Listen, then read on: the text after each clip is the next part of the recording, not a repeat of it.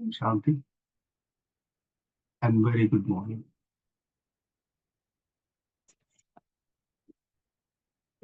आज 15 अक्टूबर की साकार मुरली। मुरली का सार। बाबा कहते, मीठे बच्चे, तुम सबकी आपस में एक मत है। तुम सबकी आपस में एक मत है। वो है, तुम अपने को आत्मा समझ एक बाप को याद करते हो। तुम अपने को आत्मा समझ एक बाप को याद करते हो, तो सब भूत भाग जाते हैं। आज का प्रश्न, पद्मा पदम भाग्यशाली बनने का, पद्मा पदम भाग्यशाली बनने का मुख्य आधार क्या है? उत्तर,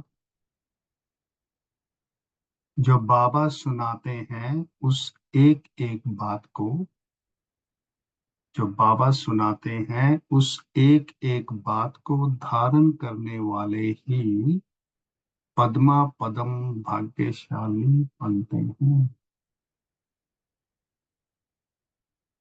बाबा कहते, अब जज करो, बाबा क्या कहते हैं और रावण संप्रदाय वाले क्या कहते हैं। बाबा जो नॉलेज देते हैं उसे बुद्धि में रखना है। स्वदर्शन चक्रधारी बनना ही पद्मा पदम भाग्यशाली बनना है। तो नॉलेज को बुद्धि में रखना है और स्वदर्शन चक्रधारी बनना ही पद्मा पदम भाग्यशाली बनना है। और फिर इस नॉलेज से तुम गुणवान बन जाते हो। ओम शांति। रूहानी बाप अंग्रेजी में कहा जाता है स्पिरिचुअल फादर। बाबा कहते हैं, सतयुग में जब तुम चलेंगे तो वहां अंग्रेजी आदि दूसरी कोई भाषा तो होगी नहीं। तुम जानते हो, सतयुग में हमारा राज्य होता है, उसमें हमारी जो भाषा होगी वही चलेगी। फिर बाद में बाबा कहते, वह भाषा बदलती जाती है। अभी तो अनेक भाषाएं हैं। जैसे जैसा जैसा राजा, वैसी वैसी उनकी भाषा चलती है। बाबा कहते हैं, अब यह तो सब बच्चे जानते हैं, सब सेंटर्स पर भी जो बच्चे हैं उनकी है एक मन, और वह है अपने को आत्मा समझना है और एक बाप को याद करना है, ताकि भूत सब भाग जाए। बाबा है पतित पावन। पांच भूतों की तो बाबा कहते अभी सब में प्रवेशता है, और आत्मा में ही भूतों की प्रवेशता होती है। फिर इन भूतों अथवा विकारों का नाम भी लगाया जाता है, जैसे देह अभिमान, काम क्रोध आदि। बाबा कहते, ऐसे नहीं कि सर्वव्यापी कोई ईश्वर है। तो कभी भी कोई कहे कि ईश्वर सर्वव्यापी है, तो कहो सर्वव्यापी आत्माएं हैं, और इन आत्माओं में पांच विकार सर्वव्यापी हैं। बाकी ऐसे नहीं कि परमात्मा सर्व में विराजमान है। परमात्मा में फिर पांच भूतों की प्रवेशता कैसे होगी? तो बाबा कहते, एक एक बात को अच्छी रीति धारण करने से तुम पद्मा पदम भाग्यशाली बनते हो। तो धारणा पर बाबा एम्फसाइज कर, दुनिया वाले रावण संप्रदाय क्या कहते हैं और बाबा कह क्या क्या कहते हैं, अब जज करो। हर एक के शरीर में आत्मा है। उस आत्मा में बाबा कहते पांच विकार प्रवेश करते हैं, शरीर में नहीं। आत्मा में पांच विकार अथवा भूत प्रवेश होते हैं। सतयुग में बाबा कहते हैं ये पांच भूत नहीं है, उसका नाम ही है डाइटी वर्ल्ड। और अभी है ये है डेवल वर्ल्ड। तो डेवल कहा जाता है असुर को। कितना दिन और रात का फर्क है। बाबा कहते अभी तुम चेंज होते हो। वहां तुम्हारे में कोई भी विकार, कोई अवगुण नहीं रहता। तुम्हारे में सर्वगुण होते हैं और तुम 16 कला संपूर्ण बनते हो। पहले थे, फिर नीचे उतरते हो। तो इस चक्र का बाबा कहते अभी तुम्हें मालूम पड़ा है कि 84 का चक्र कैसे फिरता है।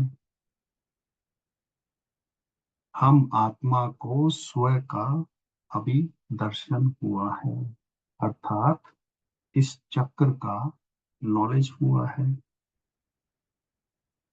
बाबा कहते उठते बैठते चलते तुमको यह नॉलेज बुद्धि में रखना है।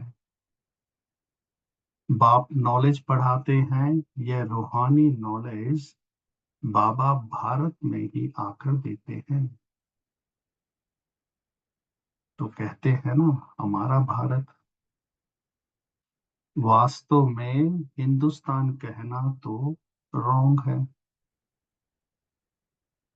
तुम जानते हो भारत जब स्वर्ग था तो सिर्फ बाबा कहते हमारा ही राज्य था, और कोई धर्म नहीं था। न्यू वर्ल्ड थी। अब नई दिल्ली कहते हैं ना, दिल्ली का नाम असल दिल्ली नहीं था, परिस्थान कहते थे। अभी तो नई दिल्ली और पुरानी दिल्ली कहते हैं। फिर बाबा कहते ना पुरानी ना नई दिल्ली होगी, परिस्थान कहा जाएगा। दिल्ली को कैपिटल कहते हैं। इन लक्ष्मी नारायण का राज्य होगा। उस समय कुछ भी और नहीं होगा, तुम्हारा ही राज्य होगा। अभी तो राज्य नहीं है, इसीलिए कहते हैं हमारा भारत देश है, क्योंकि राजाएं तो है नहीं। तुम बच्चों की बुद्धि में सारा ज्ञान बाबा कहते चक्कर लगाता है। बरोबर पहले पहले इस विश्व में देवी देवताओं का राज्य था, और कोई राज्य नहीं था। जमुना का किनारा था, उसको परिस्थान कहा जाता है। बाबा कहते देवताओं की कैपिटल दिल्ली ही रही है, तो सभी को वहां पर जाने पर कशिश होती है। सबसे बड़ी भी है और एकदम सेंटर में भी है। तो बाबा कहते मीठे मीठे बच्चे जानते हैं कि आत्माओं से पाप तो जरूर हुए हैं और पाप आत्मा बन गए हैं। सतयुग में होते हैं पुण्य आत्माएं, बाप ही आकर पावन बनाते हैं। और जब पावन बनाते हैं, जिसकी बाबा कहते तुम शिव जयंती भी मनाते हो। अब जयंती अक्षर तो सबसे लगता है, इसीलिए उनको फिर शिवरात्रि कहते हैं। रात्रि का अर्थ तो बाबा कहते तुम्हारे सिवाय और कोई समझ ना सके। अच्छे अच्छे विद्वान आदि कोई भी नहीं जानते कि शिवरात्रि क्या है, तो मनावे क्या। बाप ने समझाया है रात्रि का अर्थ क्या है। यह जो 5,000 वर्ष का चक्र है, उसमें बाबा कहते हैं सुख और दुख का खेल है। सुख को कहा जाता है दिन, दुख को कहा जाता है रात। तो दिन और रात के बीच में आता है यह संगम। तो आधा कल्प है सोजरा और आधा कल्प है अंधियारा।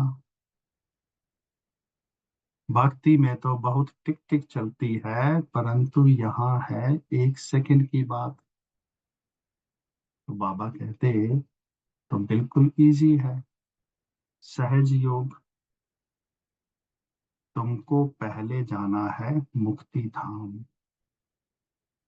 फिर तुम जीवन मुक्ति और जीवन बंधन में कितना समय रहे हो, यह तो तुम बच्चों को याद है। फिर भी बाबा कहते घड़ी घड़ी भूल जाते हैं। बाप समझाते हैं योग अक्षर है ठीक, परंतु उन्हों का है जिस्मानी योग, और यह है आत्माओं का परमात्मा के साथ योग। सन्यासी लोग अनेक प्रकार के हठ योग आदि सिखलाते हैं, तो मनुष्य मूंझते हैं। तुम बच्चों का बाबा भी है तो टीचर भी है, तो उनसे योग लगाना पड़े ना। और टीचर से पढ़ना होता है। जैसे बच्चा जन्म लेता है तो पहले उसका बाप से योग होता है, लौकिक बाप से योग होता है। फिर 5 वर्ष के बाद टीचर से योग लगाना पड़ता है उसे।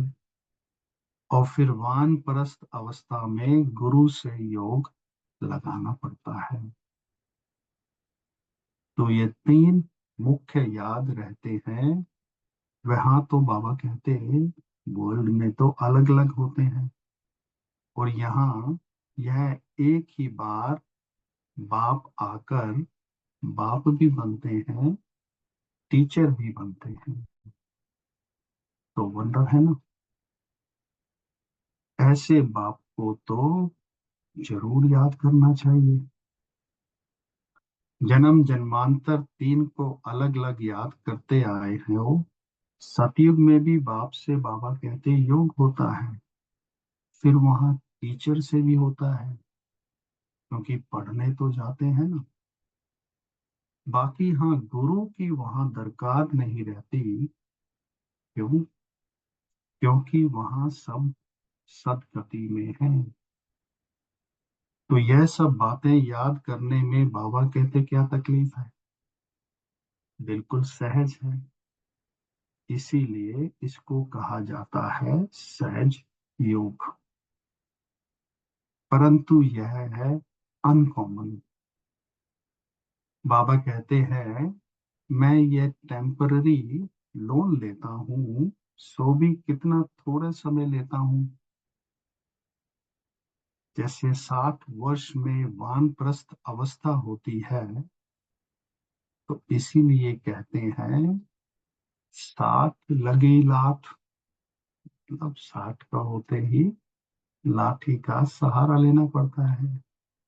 तो बाबा कहते इस समय सबको लाठी लगी हुई है। सब वानप्रस्थ निर्वाण धाम में जाएंगे। वह है स्वीट होम स्वीटेस्ट होम, उनके लिए ही कितनी अथाह बाबा कहते भक्ति की है।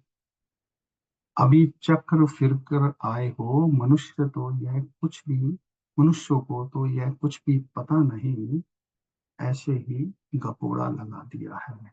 क्या लगा दिया है गपोड़ा? कि लाखों वर्ष का चक्कर है।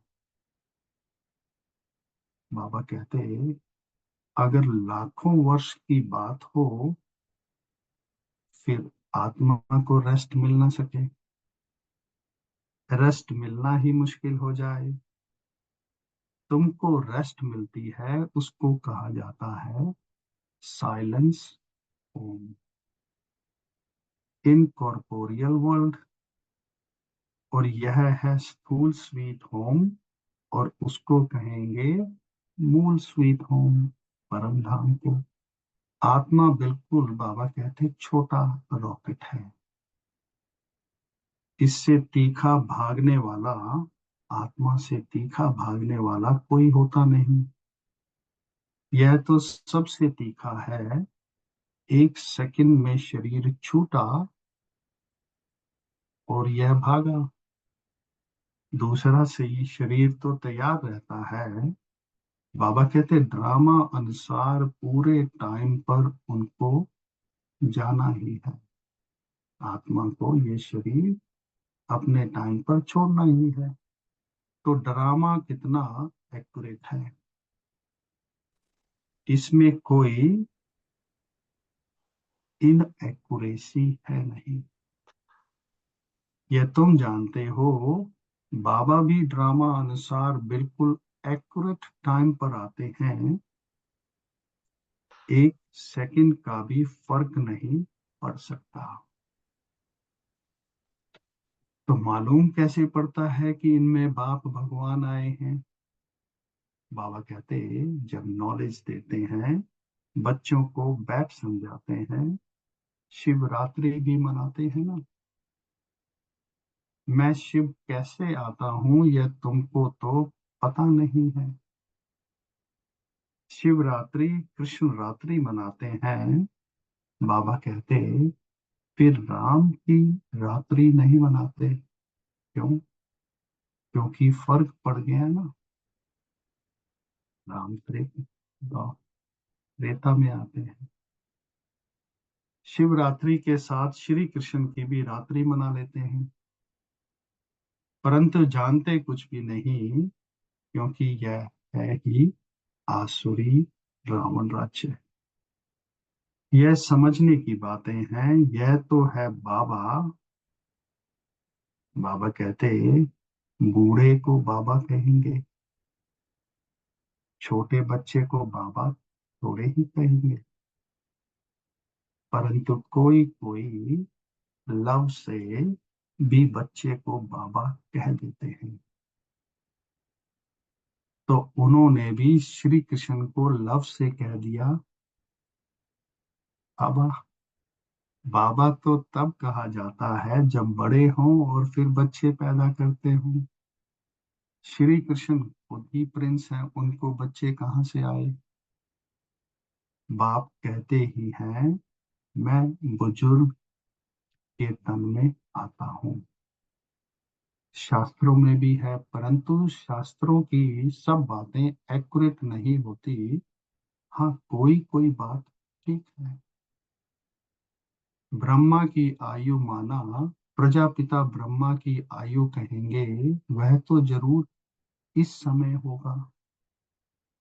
ब्रह्मा की आयु मृत्यु लोक में खत्म होगी। यह कोई अमर लोक नहीं है। इनको कहा जाता है, अभी जो समय चल रहा है उसको कहा जाता है पुरुषोत्तम संगम युग। यह सिवाय तुम बच्चों के और कोई की बुद्धि में बाबा कहते नहीं आ सकता।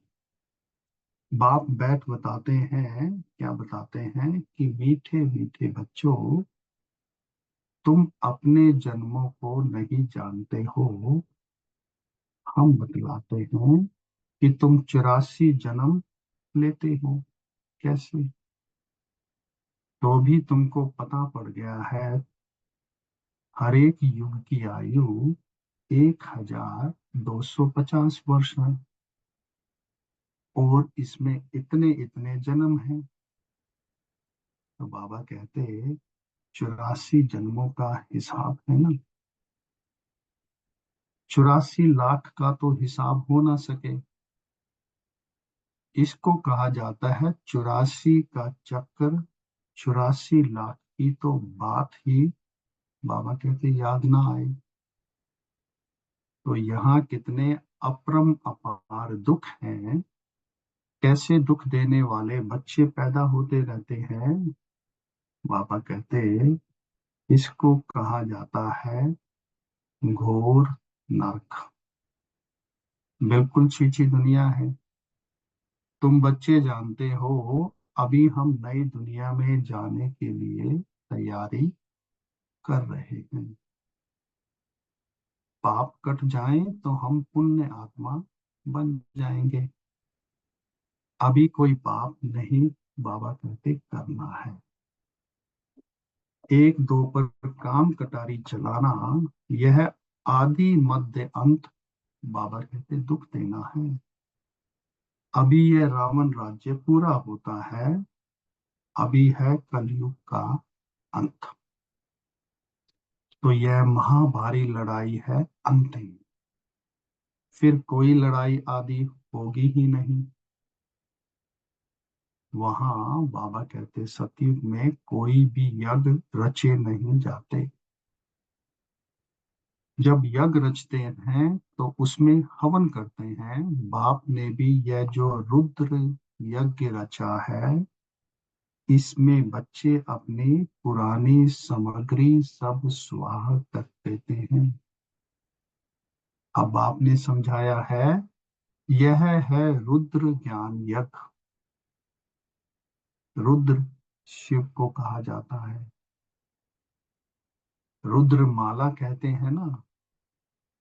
बाबा कहते वो निर्वृत्ति मार्ग वालों को प्रवृत्ति मार्ग की रस्म रिवाज का कुछ भी पता नहीं है। क्यों? क्योंकि वो तो घर बार छोड़ जंगल में चले जाते हैं। नाम ही पड़ता है सन्यास। किसका सन्यास? घर बार का। खाली हाथ निकलते हैं। पहले तो गुरु लोग बाबा कहते बहुत परीक्षा लेते थे, काम कराते थे। पहले भिक्षा में सिर्फ आटा लेते थे, रसोई नहीं लेते थे। उन्हों को जंगल में ही रहना है, वहां कंद मूल फल मिलते हैं। बाबा कहते यह भी कारण है, जब सतो प्रधान सन्यासी होते हैं तब यह खाते हैं कंद मूल फूल। अभी तो बाबा कहते बात मत पूछो, क्या क्या करते रहते हैं। इसका नाम ही है विशेष वर्ल्ड, और वह है सतयुग है, वॉइसलेस वर्ल्ड।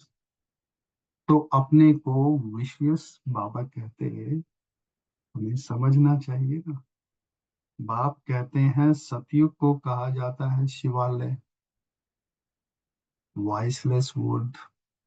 यहाँ तो सब है पतित मनुष्य, इसीलिए देवी देवता के बदले उन्होंने नाम ही हिंदू रख दिया है। बाप तो सब बातें समझाते रहते हैं, तुम असल में हो ही बेहद बाप के बच्चे। वह तो तुम्हें 21 जन्मों का वर्षा देते हैं। तो बाबा मी तो बाबा मीठे मीठे बच्चों को समझाते हैं। क्या समझाते हैं बाबा? कि बच्चे, जन्म जन्मांतर के पाप तुम्हारे सिर पर हैं। पापों से मुक्त होने के लिए ही तुम बुलाते हो। साधु संत आदि सब पुकारते हैं तो कहते हैं है पतित पावन, परंतु अर्थ कुछ भी नहीं समझते, ऐसे ही गाते रहते हैं, ताली बजाते रहते हैं। बाबा कहते हैं उनसे कोई पूछे परमात्मा से योग कैसे लगावे, उनसे कैसे मिले, मतलब परमात्मा से कैसे मिले, तो कह देंगे, वो क्या कह देते हैं कि वह तो सर्वव्यापी है। क्या यही रास्ता बताते हैं? कह देते वेद शास्त्र पढ़ने से भगवान मिलेगा। परंतु बाबा कहते हैं मैं हर 5,000 वर्ष के बाद ड्रामा के प्लान अनुसार आता हूँ। ये ड्रामा का राज सिवाय बाबा के और कोई नहीं जानते। लाखों वर्ष का ड्रामा हो, बाबा कहते हो ही नहीं सकता। अब बाप समझाते हैं ये 5,000 वर्ष की बात है। कल्प पहले भी बाबा ने कहा था, क्या कहा था, कि बच्चे मन मना भाव, यह है महामंत्र, माया पर जीत पाने का मंत्र है। बाप ही बैठ अर्थ समझाते हैं, दूसरा कोई अर्थ नहीं समझा सकते। गाया भी जाता है ना, क्या गाया जाता है कि सर्व का सदगति दाता एक, कोई मनुष्य तो हो नहीं सकता। देवताओं की तो बात नहीं है। बाबा कहते हैं वहां तो सुख ही सुख है, वहां कोई भक्ति नहीं करते। भक्ति की जाती है भगवान से मिलने के लिए। सतयुग में भक्ति होती नहीं, क्यों नहीं होती? क्योंकि 21 जन्मों का वर्षा मिला हुआ है। तब गाया भी जाता है, इसलिए क्या गायन है, कि दुख में सिमरन सब करें, सुख में करे न कोई। जो सुख में सिमरन करे तो दुख काहे को होए। यहाँ तो अथाह दुख है, घड़ी घड़ी कहते हैं भगवान रहम करो। यह कलयुगी दुखी दुनिया, बाबा कहते सदैव नहीं रहती। सतयुग त्रेता पास्ट हो गए हैं, फिर होंगे। लाखों वर्ष की तो बात भी याद रह नहीं सकती। अब बाप तो सारी नॉलेज देते हैं, अपना परिचय भी देते हैं, और रचना के आदि मध्य अंत का राज भी समझाते हैं। तो यह 5,000 वर्ष की बाबा कहते बात है। तुम बच्चों को ध्यान में आ गया है, अभी तो पराये राज्य में हो। तुमको अपना राज्य था। यहाँ तो लड़ाई से अपना राज्य लेते हैं, हथियारों से मारा मारी से अपना राज्य लेते हैं। बाबा कहते तुम बच्चे तो योग बल से अपना राज्य स्थापन कर रहे हो। तुम्हें सतो प्रधान दुनिया चाहिए। पुरानी दुनिया खत्म हो नई दुनिया बनती है, इसको कहा जाता है, अभी जो दुनिया है उसको कहा जाता है कलयुगी पुरानी दुनिया। सतयुग है नई दुनिया। यह किसी को पता नहीं है, सन्यासी कह देते हैं, वो क्या कहते हैं कि यह आपकी कल्पना है। वो समझते हैं यहाँ ही सतयुग है, यहाँ ही कलयुग है। अब बाप बैठ समझाते हैं, एक भी ऐसा नहीं जो बाप को जानते हो। अगर कोई जानता होता तो वो बाबा का परिचय देता। सतयुग त्रेता क्या चीज है, किसी को समझ में थोड़े ही आता है। बाबा कहते तुम बच्चों को बाबा अच्छी रीति समझाते रहते हैं। बाप ही सब कुछ जानते हैं, क्योंकि जानी जाननहार अर्थात नॉलेजफुल है। मनुष्य सृष्टि का बाबा बीज रूप है, ज्ञान का सागर है, सुख का सागर है। उनसे ही हमको वर्षा मिलना है। बाप नॉलेज में आप समान बच्चों को बनाते हैं। अच्छा, मीठे मीठे सभी लदे बच्चों प्रति माता पिता बाप दादा का याद प्यार और गुड मॉर्निंग। रूहानी बाप की रूहानी बच्चों को नमस्ते। और हम सब रूहानी बच्चों की रूहानी बाप को नमस्ते। आज धारणा के लिए मुख्य साथ। पहला पॉइंट, बाबा कहते यह पापों से मुक्त होने का समय है, इसीलिए अभी कोई पाप नहीं करना है। पुरानी सब सामग्री इस रुद्र यज्ञ में स्वाह करनी है। अपना BMW इस यज्ञ में स्वाह करना है। दूसरा पॉइंट, अभी वानप्रस्थ अवस्था है, इसीलिए बाप टीचर के साथ साथ, बाबा कहते अभी तुम्हारी वानप्रस्थ अवस्था है, इसीलिए बाप टीचर के साथ साथ गुरु को भी याद करना है। स्वीट होम में जाने के लिए आत्मा को सतो प्रधान पावन बनना है। आज का वरदान, अपनी सूक्ष्म कमजोरियों को, बाबा कहते हैं अपनी सूक्ष्म कमजोरियों को चिंतन करके परिवर्तन करने वाले सु स्वचिंतक भाव। बाबा कहते सिर्फ ज्ञान की पॉइंट रिपीट करना, सिर्फ ज्ञान की पॉइंट रिपीट करना, सुनना व सुनाना ही स्वचिंतन नहीं है। लेकिन स्वचिंतन अर्थात अपनी सूक्ष्म कमजोरियों को, अपनी छोटी छोटी गलतियों को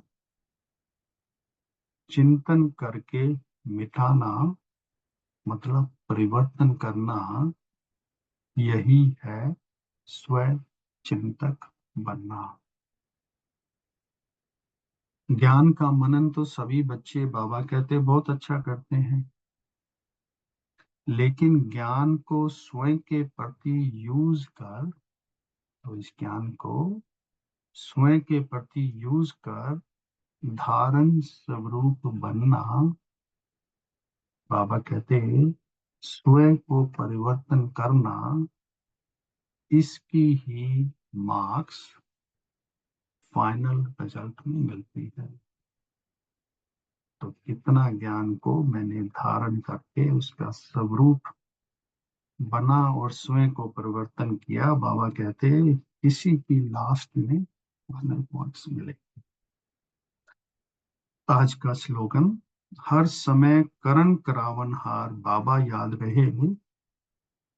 ये याद रहे कि करण करावन हार बाबा है, तो बाबा कहते मैं पन का अभिमान आ नहीं सकता। आज का अव्यक्त इशारा, बाबा कहते पुराने संस्कार व्यर्थ संकल्प व विकल्प के रूप में इमर्ज होते हैं।